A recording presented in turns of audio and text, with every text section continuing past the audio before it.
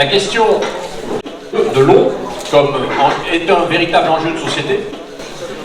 On le sait tous, on le remarque spécifiquement ces dernières années sur notre territoire, mais on voit bien que ça arrive d'une manière générale.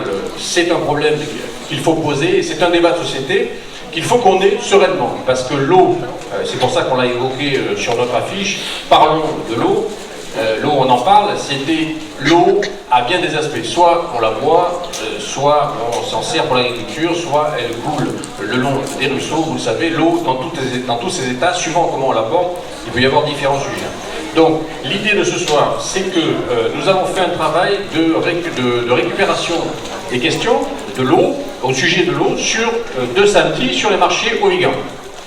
Avec ces questions-là, nous avons compilé. Nous avons retenu 4 thématiques compilées. Initialement, à partir de ces thématiques, nous voulions organiser des groupes de travail. Là, j'ai comme un doute. Voilà. Donc du coup, ce qu'on va faire, c'est qu'on va se servir de ces thématiques qui ont été bien rangées par Olivier, d'ailleurs, que je remercie. Et du coup, ces thématiques sont déclinées par les questions qui ont été posées directement sur le marché. On va les reprendre.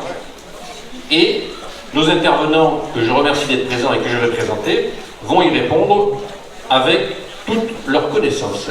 Donc je remercie Richard Le Provost, qui vient de Sumède et qui est un ingénieur de recherche au CNRS. Et merci pour l'applaudir.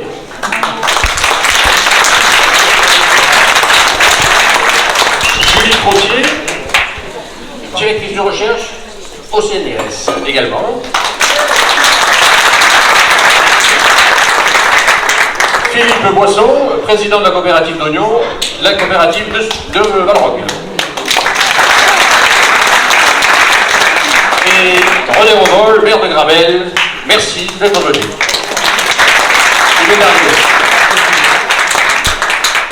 Philippe Boisson, donc je suis agriculteur à Sumène et accessoirement président de la coopérative Origine Cévennes qui représente l'ensemble des agriculteurs à 85% de la production d'oignons doux de notre territoire. Voilà, je suis agriculteur depuis 2001. Je suis fils d'agriculteur du côté parental. Ma mère était originaire du Cos avec l'élevage au vin et mon père aussi au niveau des pommes et des brebis sur Sumène. Donc je n'ai fait que continuer mon métier. Donc très fier de mon travail et j'essaye d'apporter tout ce qu'on peut apporter. Et je pense que l'eau, ce soir, c'est vraiment, on voit le monde qui se déplace, et je pense que c'est vraiment un sujet national. Il faut vraiment qu'il pleuve parce qu'on va vivre des moments compliqués. Et c'est là qu'on va se rendre compte qu'il y a des soucis pour tous les usagers de l'eau. Et c'est vraiment un sujet très important. Et on n'a pas su anticiper. Et je pense qu'on a du retard. Et maintenant, on est face à un mur, et le mur, c'est qu'il ne peut plus. Donc voilà, je pense que la réunion est très bien organisée ce soir, et donc on pourra largement échanger. Merci. Bonsoir. On m'entend ? Moi, c'est Julie Trottier, donc ça fait 28 ans que je mène des recherches sur l'eau. J'ai intégré le CNRS en 2009 après avoir travaillé dans une variété d'universités à l'étranger. Une grande partie de mon travail, en fait 8 ans et demi de travail de terrain, ça a été en territoire palestinien. Je dirais qu'ils ont 20 ans d'avance sur nous, point de vue aridité. Donc c'était un bon background pour venir travailler ici. J'habite Ardaïès et c'est comme ça que j'ai démarré cette année un projet à Mandagou. S'il y a des Mandagoutois dans la salle, s'il vous plaît, il faudrait qu'on se voit après la réunion. On essaie de comprendre comment on organisait la tenure de l'eau jusque dans les années 60. La tenure de l'eau, ça veut dire la manière dont les gens interagissent entre eux par rapport à l'eau. Et c'est lié évidemment à l'infrastructure vernaculaire comme les béales, les aiguières, les pensières, les 34. Mais ce n'est pas que l'infrastructure, c'est l'être humain qui compte surtout. Pourquoi cette d'éviter ? Et comment est-ce qu'on pourrait reconstruire maintenant, ensemble, une meilleure tenure de l'eau qui nous préparera mieux, qui nous protégera mieux des sécheresses et des inondations ? On le fait avec des sciences citoyennes, donc s'il y a des Mandagoutois dans la salle, on est prêt à vous enrôler si vous êtes volontaire. Mandagounais, oh, comme je suis désolée. Oui, bonsoir à tous. Donc, moi, je m'appelle Richard Le Porreau. Je suis ingénieur de recherche au CNRS, au laboratoire Géosciences de Montpellier. Je suis aussi élu à Sumène, j'habite à Sumène. Et lors du dernier mandat, en fait, j'étais vice-président de la commission locale de l'eau, donc qui s'intéresse à la gestion de l'eau sur tout le bassin versant de l'Hérault. Voilà.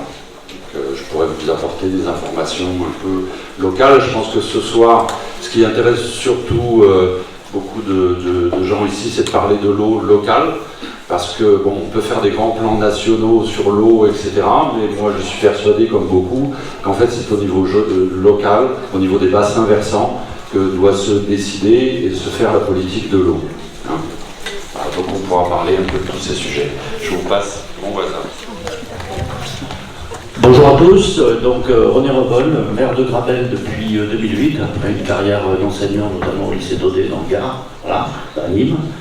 Je suis ici surtout parce que au niveau de d'une bataille depuis que je suis maire pour que l'eau soit gérée par une régie publique et non plus sous forme de délégation à des entreprises privées, en l'occurrence Veolia, qui contrôlait cette gestion de l'eau potable dans le secteur depuis 1988.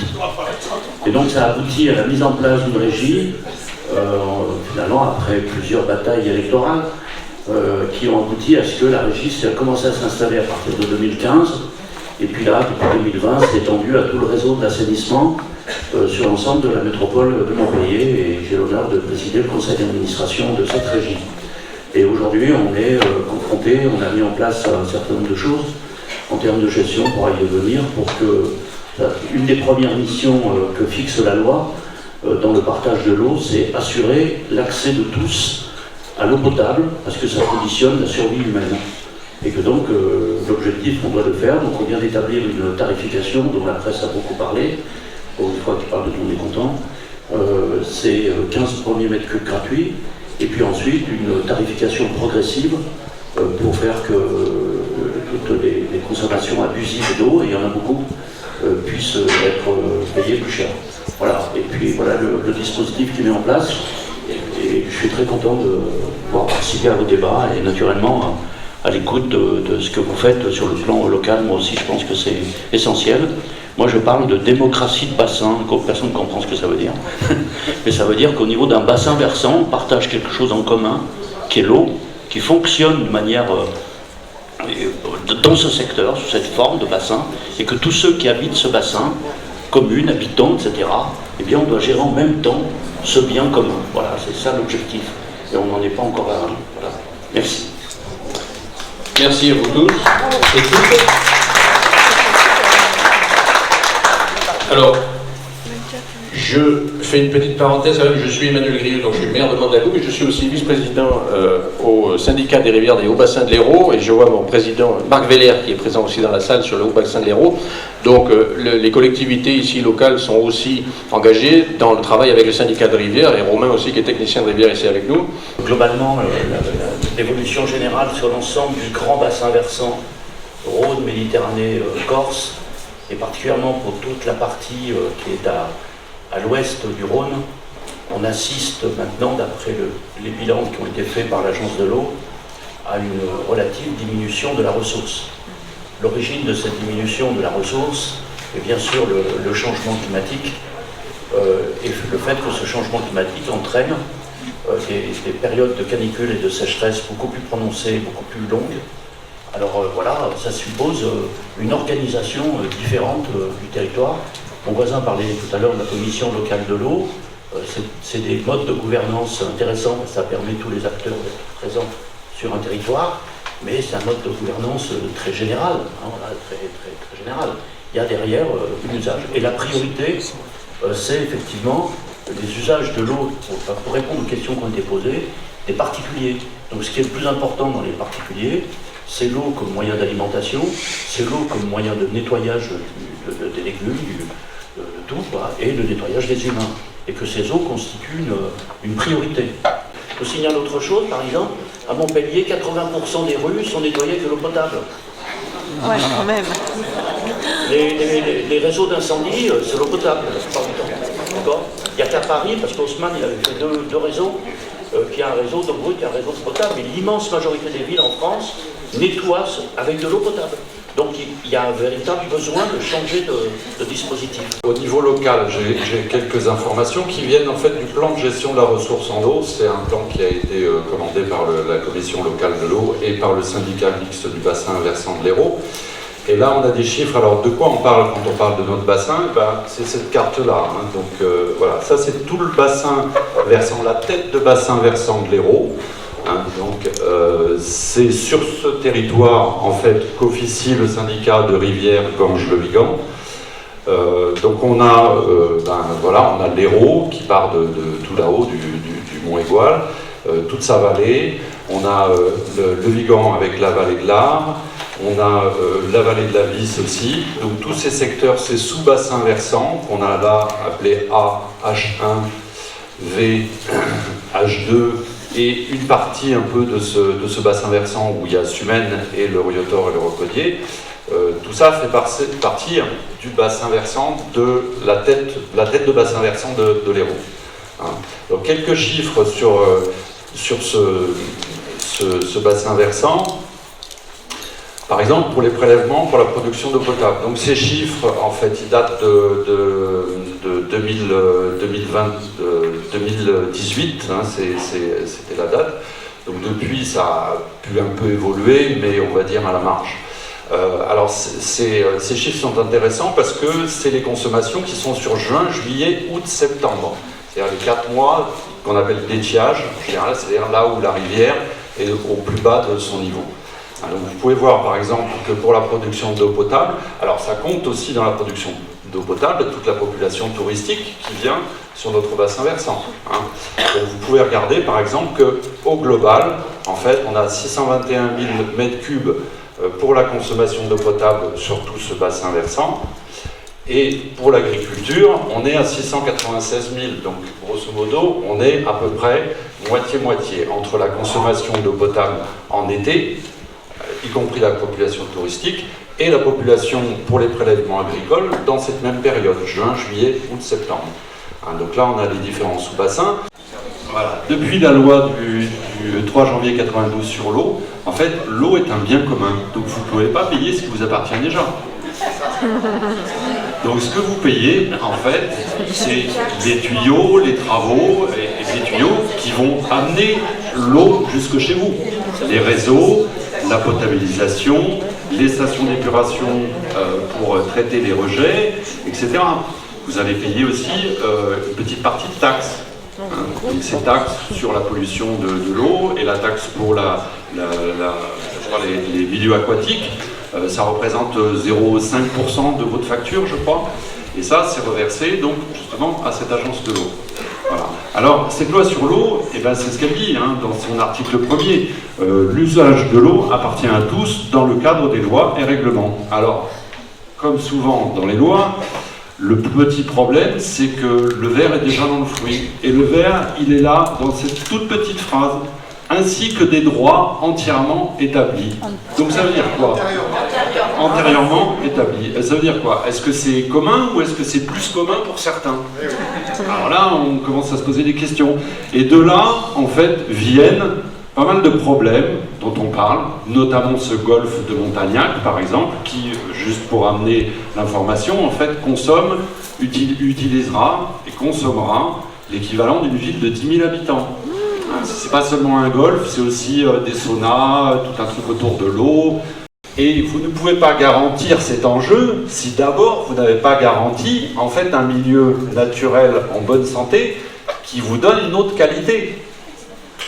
Si voilà, une rivière transformée en cloaque, c'est plus une rivière avec de l'eau de bonne qualité, que ce soit pour l'alimentation humaine, mais même derrière pour l'agriculture. Il est légal en France de déverser des PCB dans le Rhône tant que vous ne dépassez pas une certaine concentration. C'est légal, ce n'est pas un délit, d'accord? Ce qui fait que le Rhône, depuis Lyon jusqu'à Marseille, le fond du Rhône est totalement tapissé de PCB. Les poissons forageurs viennent manger entre les gravillons, ils mangent le PCB, ça va se stocker dans leur graisse. Les poissons carnivores mangent ces petits poissons, ça se stocke dans les graisses des poissons carnivores, et si vous avez le malheur d'aller pêcher et vous mangez ça, vous intoxiquez au PCB. Ce qui fait que notre législateur, dans sa grande clairvoyance, nous interdit de consommer quelques poissons que ce soit, pêcher entre Lyon et Marseille. 300 km de rivière, vous pouvez pêcher, mais vous devez le remettre dans la rivière. C'est cette eau-là qui coule dans le canal du baron de VRL. Et c'est cette eau-là qu'ils veulent venir mettre dans l'Hérault maintenant. On va dégrader la qualité de l'eau de l'Hérault d'une manière très grave. Et ce n'est pas biodégradable, hein, c'est là à vie. Et ça va rester dans la chaîne alimentaire. Donc il faut, de la même manière qu'on disait, il faut parler des agricultures, on doit parler des eaux. Parce que toutes les eaux n'ont pas la même qualité. Voilà. Merci.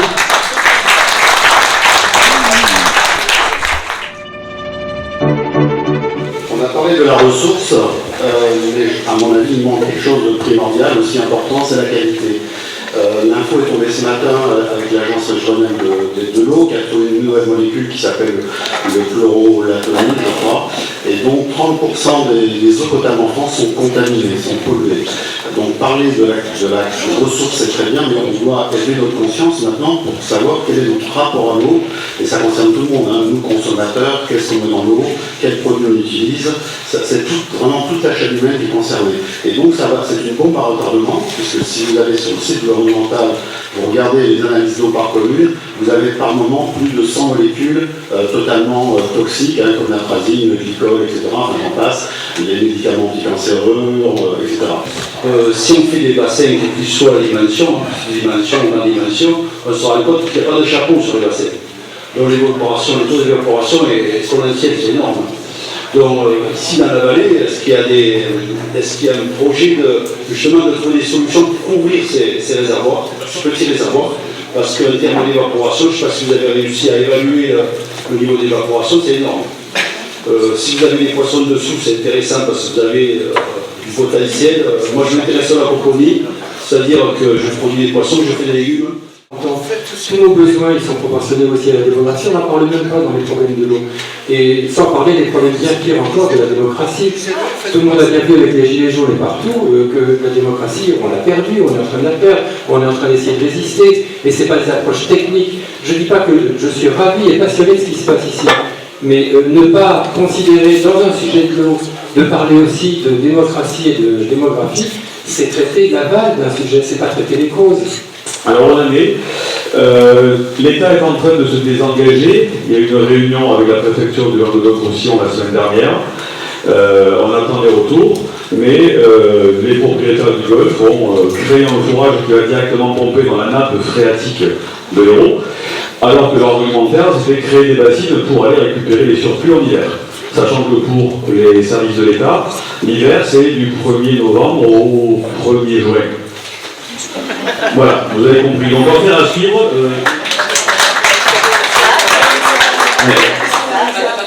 Il y a la question de la biodiversité, il y a la question d'un changement assez global. Je pense que dans même pas une génération, les enfants ils vont têcher les personnes qui jouent au golf parce qu'on veut faire des jardins de proximité. Il y a des jeux qui vont s'arrêter à faire pour jouer. Et ce que je me demande, c'est, on est là en train de dire, alors que c'est lancé depuis les années 30, depuis les années 60, on a les constats, on a les levels. Et parce que là, on est vraiment, ça touche le portefeuille, là, on est mobilisé. Et ça touche ma source, donc on est mobilisé. Mais alors qu'on le sait depuis longtemps. Donc à quel point l'agriculture va se défendre de dire, alors que c'est les principales cicatrices de territoire, les gros hangars, et qu'il n'y a aucune récupération de pluie dessus, ça devrait être les premiers à nous montrer l'exemple.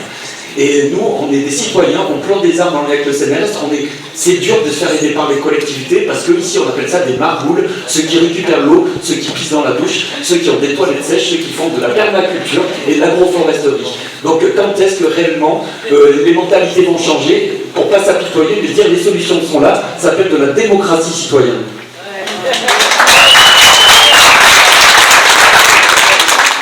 Pour vous dire, il y a eu un arrêté sécheresse au mois d'août 2022 Il faut savoir qu'il passait d'un l'Hérault à la Roque à cette époque-là 122 000 mètres cubes jour qui étaient redonnés à la mer. Ça, c'était la Roque. Nous, on a demandé 1400 mètres cubes jour. Ça nous a été refusé par la préfecture. Alors, on se dit que, effectivement, moi, les 15 tonnes de pommes que j'ai perdues au mois d'août, c'est la Pologne qui a importé ces pommes avec des produits qui ont été traités, qui ont été interdits depuis 20 ans. Dans l'Isère, j'ai des camarades qui font aussi de la noix où on leur a interdit de traiter et on leur a interdit surtout de pomper de l'eau. Les Chiliens se sont bien gavés à rentrant de la noix du Chili. Alors des fois nous on se dit, je vais vous dire très franchement en tant qu'agriculteur, on se demande si l'OFB, si la DDTM ne travaille pas et pour le Chili, et pour l'Espagne, et pour le Maroc, parce que nous, si ça continue, on pourra absolument plus travailler. Voilà, merci. Et juste une petite question technique, ça c'est très important pour nous. Vous considérez, alors je demande à messieurs et dames les ingénieurs, vous considérez, vous, qu'on ne peut pas pomper à partir de quel seuil? Parce que nous, on trouve que les seuils, ils sont trop élevés au niveau des rivières, alors qu'on consomme à peine 1% de l'eau totale en pleine sécheresse, et on consomme 0,25% de l'eau sur une moyenne annuelle. Je vous remercie. J'aimerais bien savoir combien il y a déjà de communes, de hameaux, qui se sont retrouvés sans eau depuis qu'a commencé l'année 2023.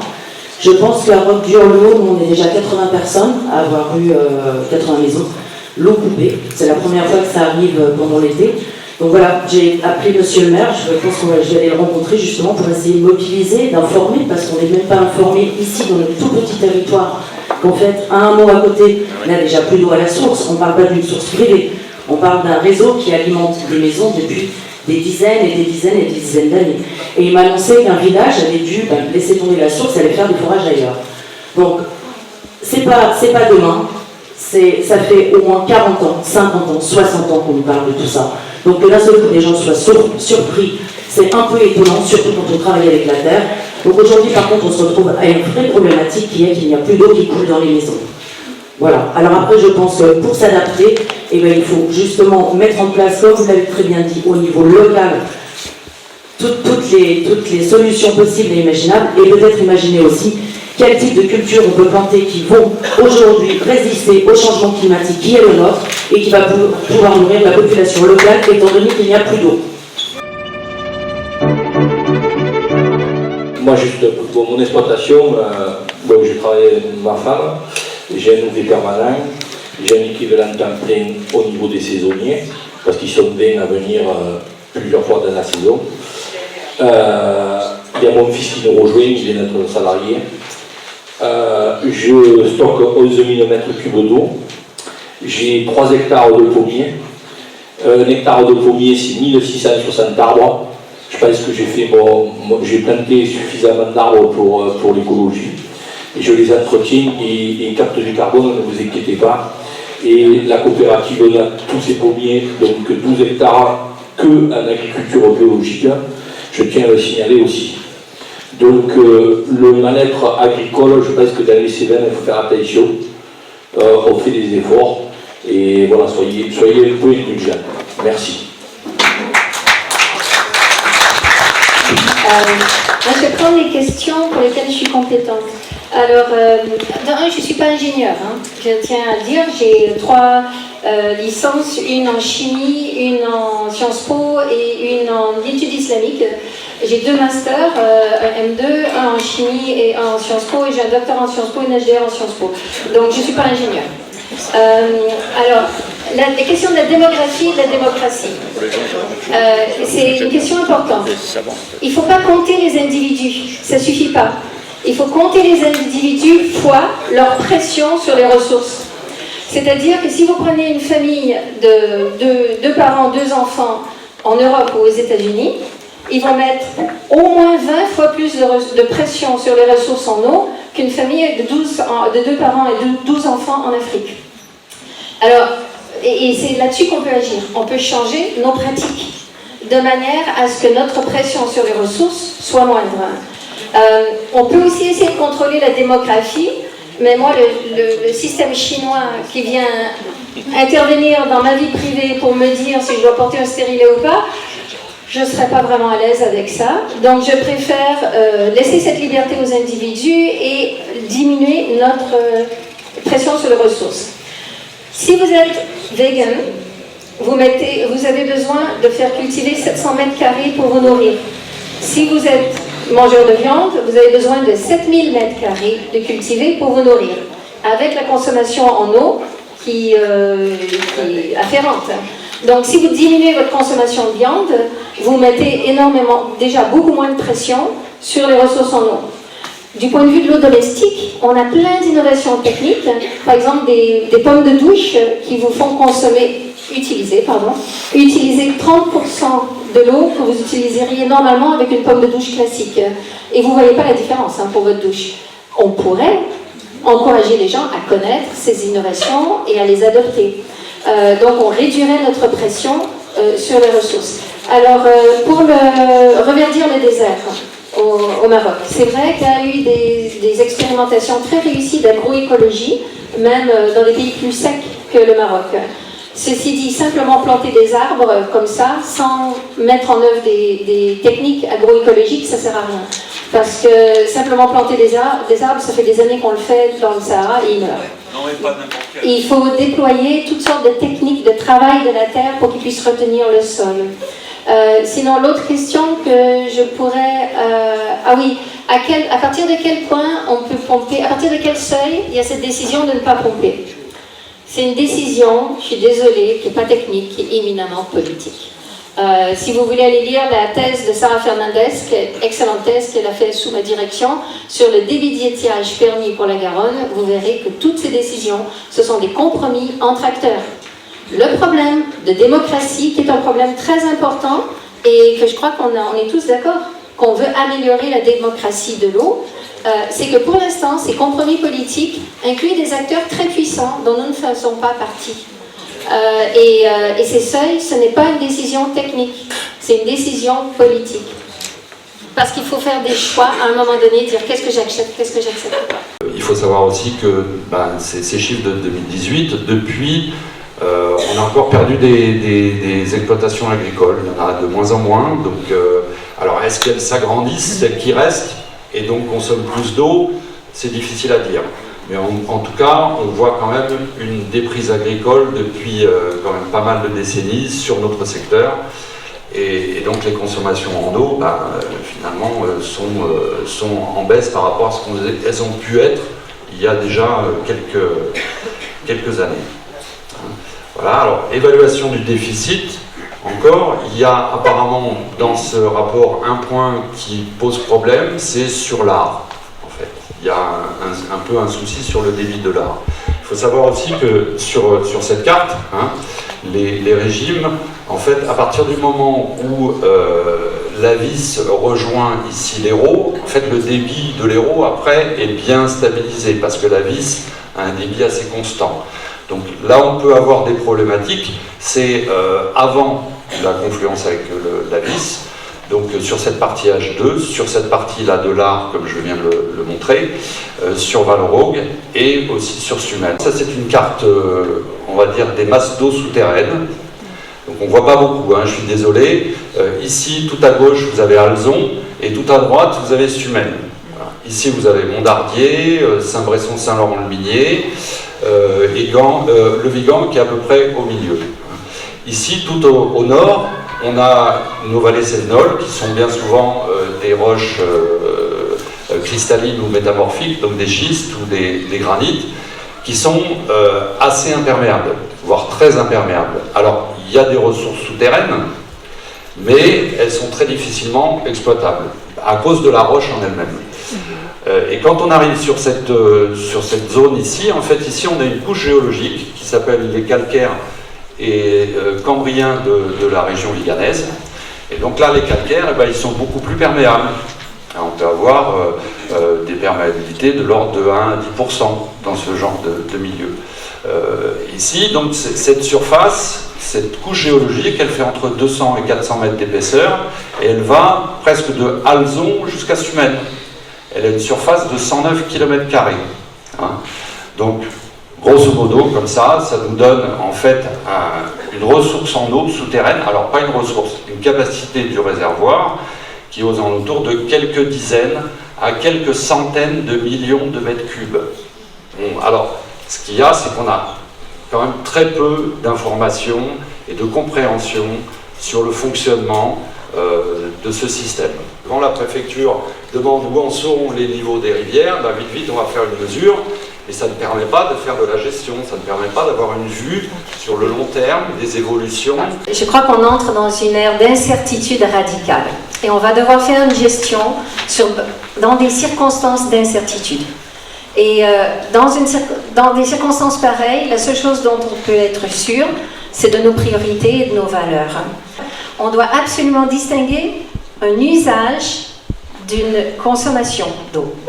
Pour vous donner une idée, au niveau de la France, 57% des prélèvements d'eau, c'est pour l'énergie. On refroidit les centrales nucléaires avec.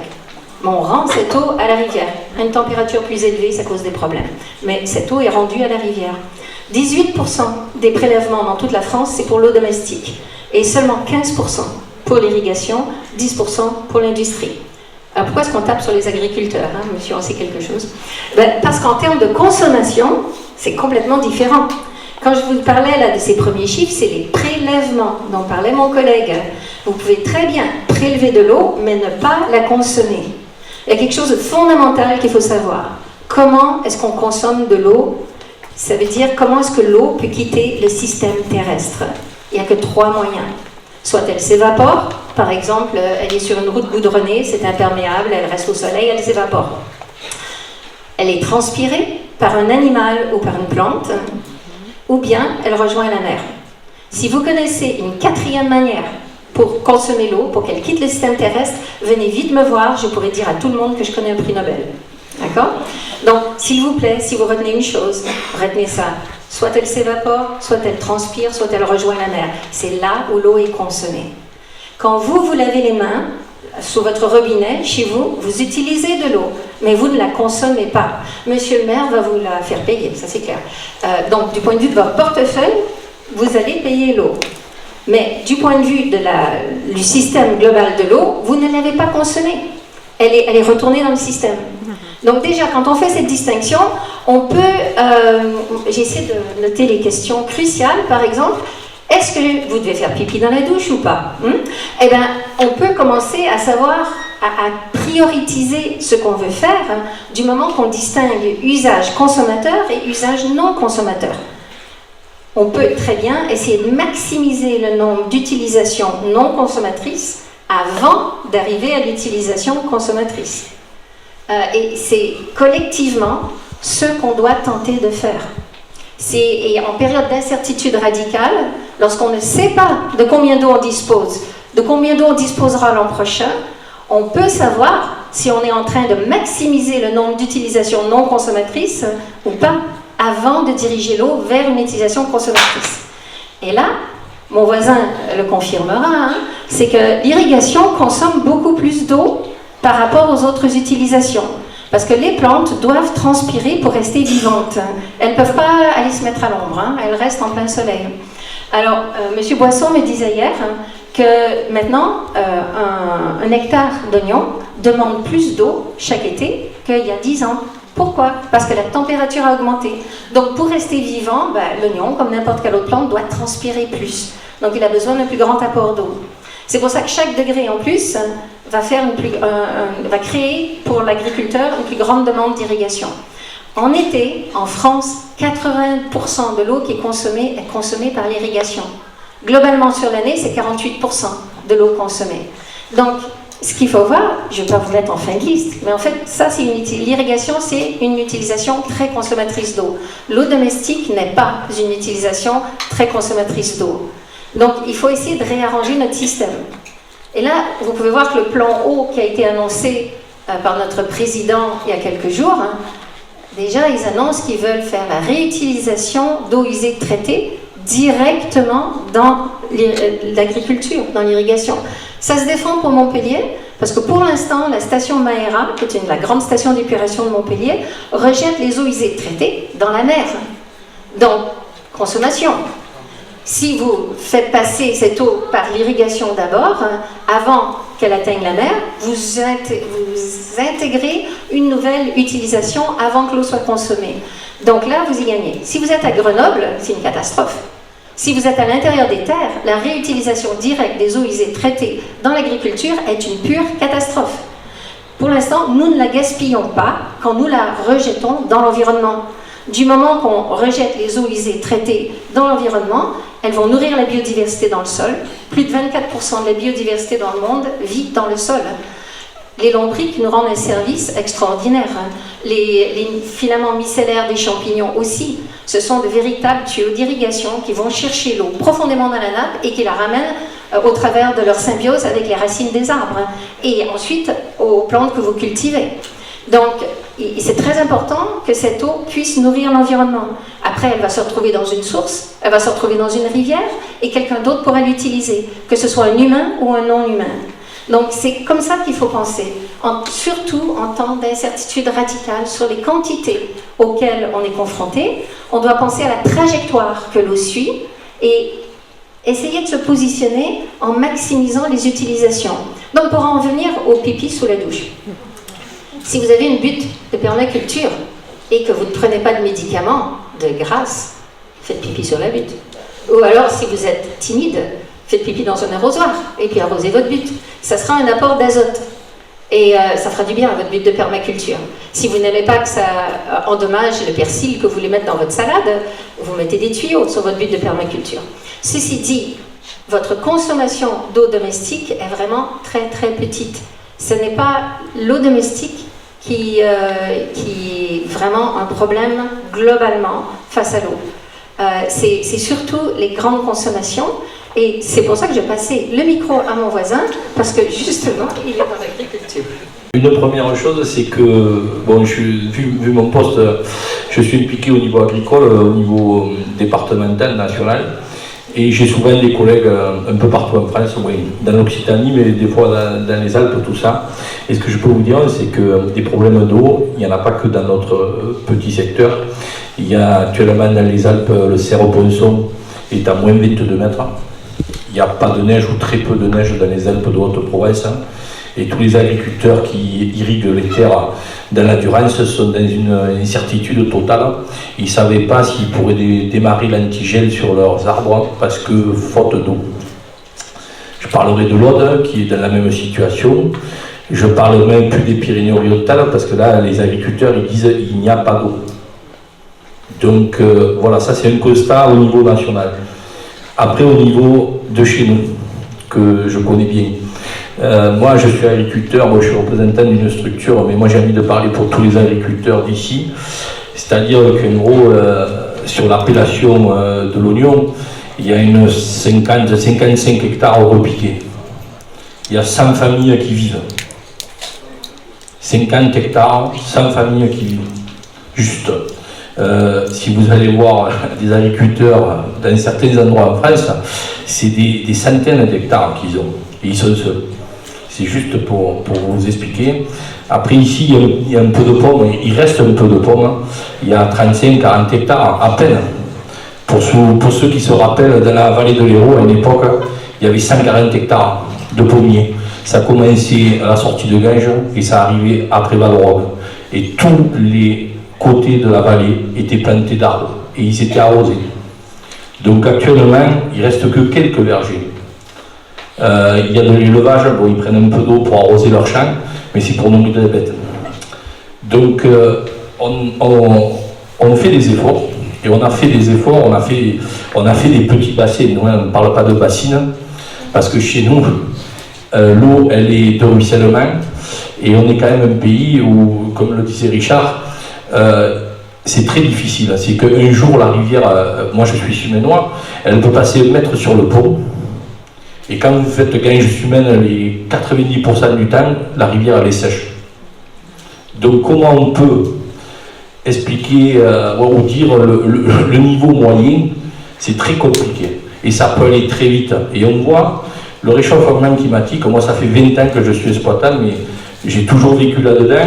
Et on le voit, mon père avait les bêtes, on tombe de plus en plus tôt. La rainette, qui était la pomme emblématique du Vigan.